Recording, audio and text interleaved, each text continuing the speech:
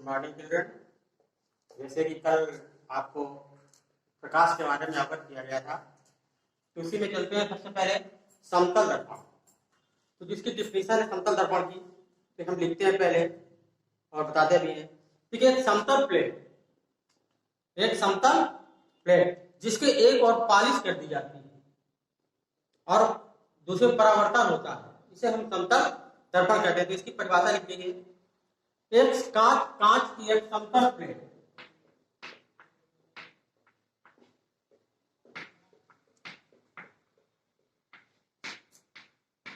कांच की एक समतल प्लेट जिस पर एक और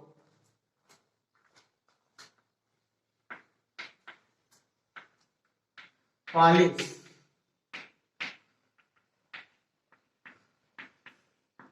कर दी जाती है, उसे समतल दर्पण कहते हैं।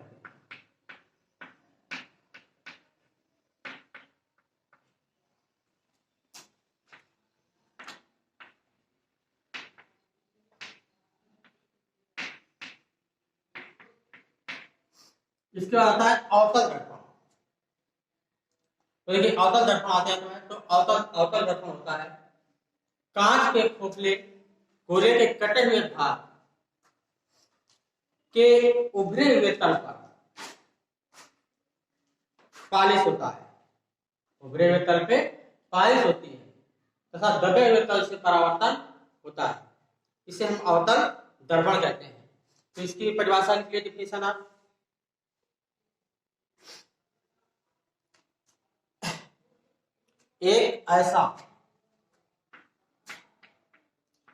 एक ऐसा गोली दर्पण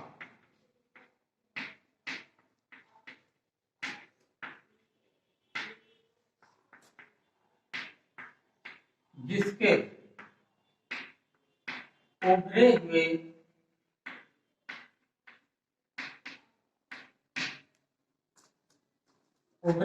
तल पर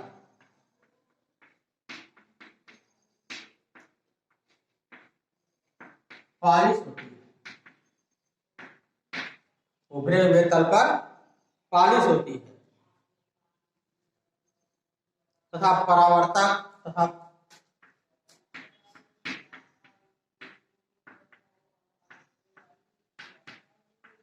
दबे हुए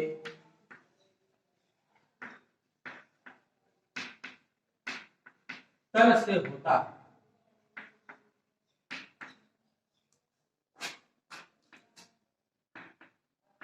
उसे अवतल दर्पण कहते हैं।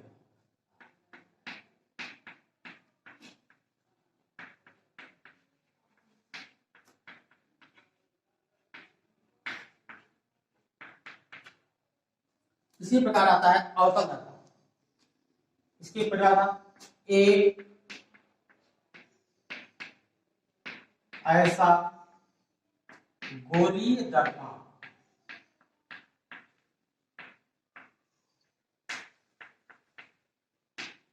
जिसके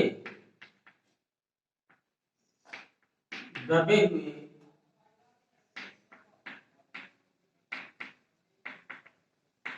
तल पर पालिश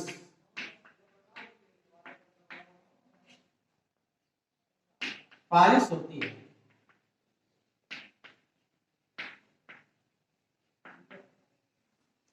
तथा परावर्तन उभरे हुए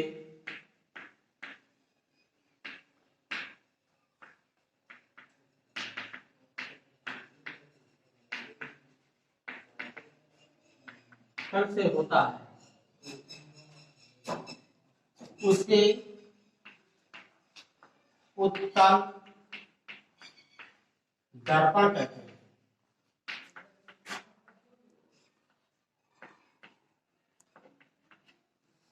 अब देखिए इसके बारे में देख लीजिए। समतल दर्पण कांच की एक समतल प्लेट जिस पर एक और पालिश कर दी जाती है, उसे समतल दर्पण कहते हैं। और परावर्तन दूसरी तरफ से होता है, उसे हम समतल दर्पण कहते हैं। अवतल दर्पण एक ऐसा गोली दर्पण जिसके उभे हुए तल पर पालिश होती है और दबे हुए तल से परावर्तन होता है, उसे अवतल दर्पण कहते हैं। उत्तल दर्पण एक ऐसा गोली दर्पण जिसके दबे हुए तल पर पालिश होती है तथा परावर्तन उभरे हुए तल से होता है, उसे उत्तल दर्पण कहते हैं। अब देखेंगे चित्र भी देख लीजिए, फिगर।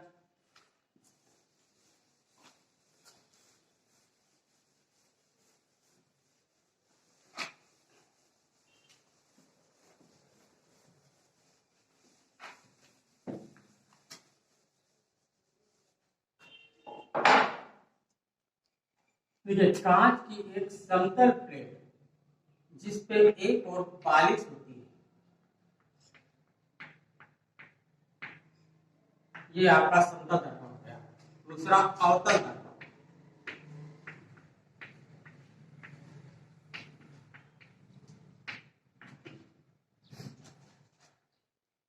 एक ऐसा गोली दर्पण जिसके उभरे हुए तल पर पालिश होती है।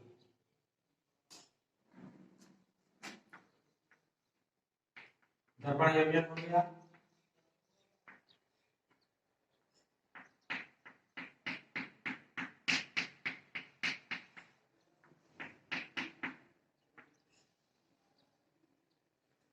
उत्तल दर्पण,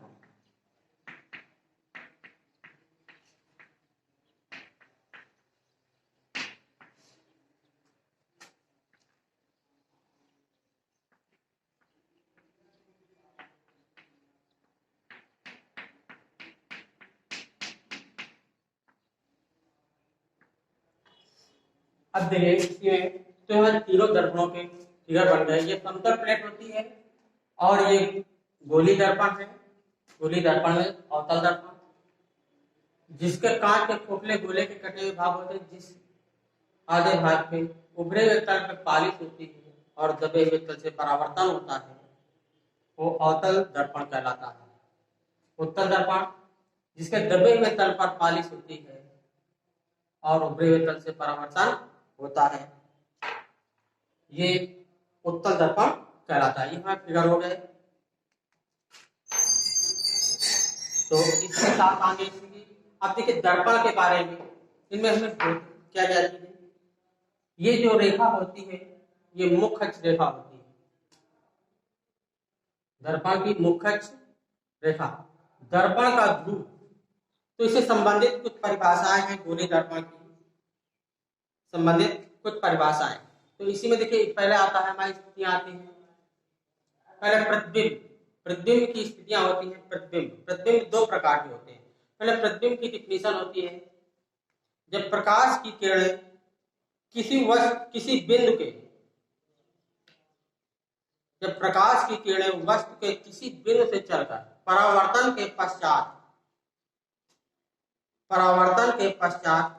अथवा अपवर्तन के पश्चात किसी दूसरे बिंदु पर जाकर मिलती है, किसी दूसरे बिंदु पर जाकर मिलती है अथवा बिंदु से आती हुई प्रतीत होती है, उसे हम प्रतीत होती हैं। तो इस दूसरे बिंदु को पहले बिंदु का प्रतिबिंब कहते हैं। अब प्रतिबिंब देखिए, प्रतिबिंब दो प्रकार के होते हैं।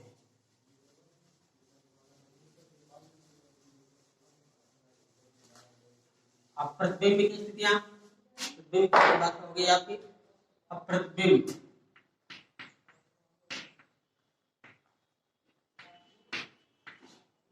नंबर एक आभासी प्रतिबिंब।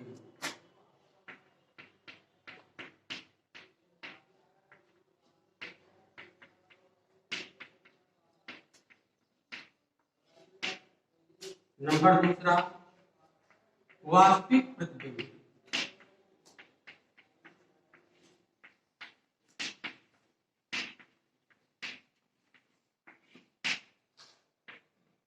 अब देखिए, आभासी प्रतिबिंब को पर्दे पर प्राप्त नहीं कर सकते, वास्तविक प्रतिबिंब को हम पर्दे पर प्राप्त कर सकते हैं।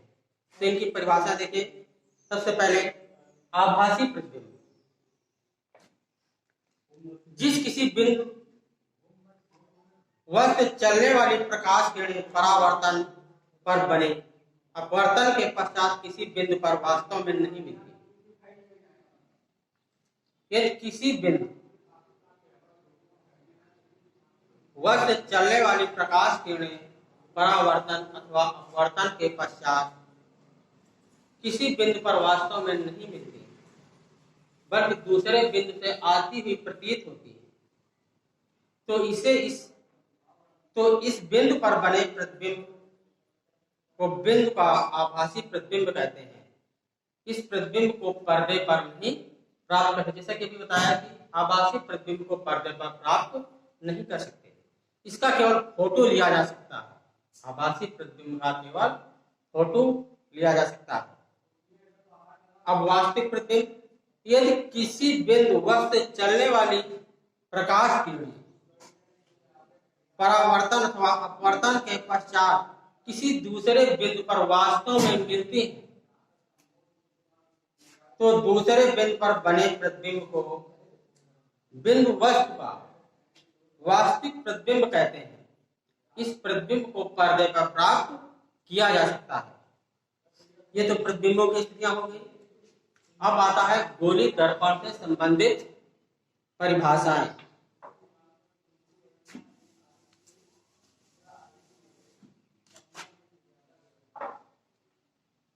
गोली दर्पण से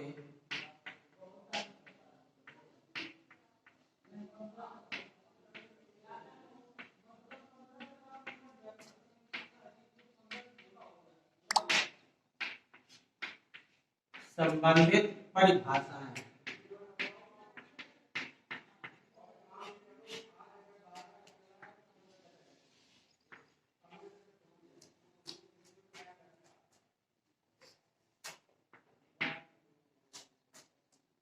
तो पहली परिभाषा है, पहले हम इसकी हेडिंग आपको दे रहे हैं।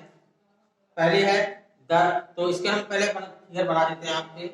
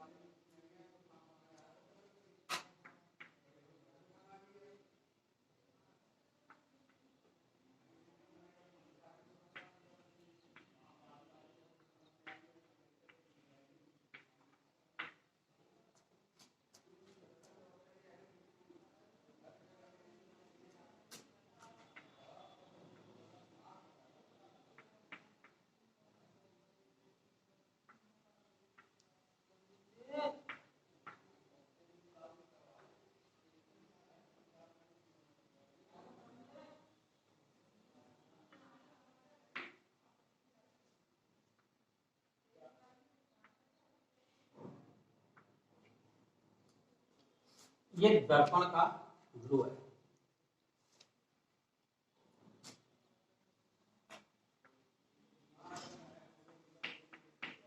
ये फोकस या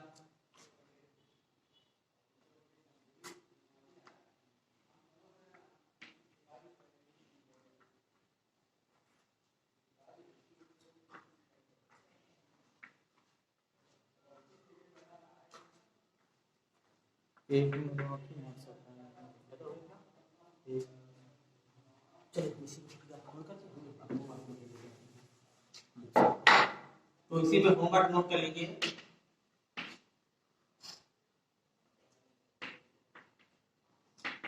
दर्पण की परिभाषा एवं चित्र याद करो।